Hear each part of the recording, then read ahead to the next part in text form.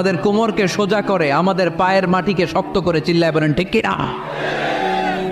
প্রতিকূল পরিবেশে কিভাবে বাঁচতে হয় এই দুঃখ কষ্ট আমাদেরকে শিখায়।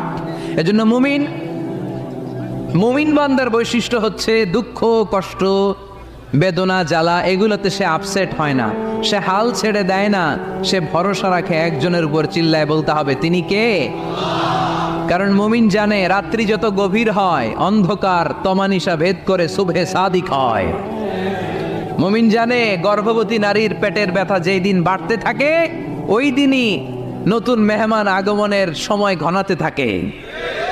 মুমিন জানে তার জীবনে দুঃখ কষ্ট বিপদ যত বাড়তে থাকে সুখের দিন কাছে আসতে থাকে। এজন্য মুমিনের হারাবার কিছু নেই। ইন্না মাআল উসরি ইউসরা, ইন্না মাআল উসরি ইউসরা। নবী হে, কষ্টের পরেই আছে আনন্দ, দুঃখের পরেই আছে সুখ। আপনি সমস্যায় পড়েছেন, ওই সমস্যার সমাধান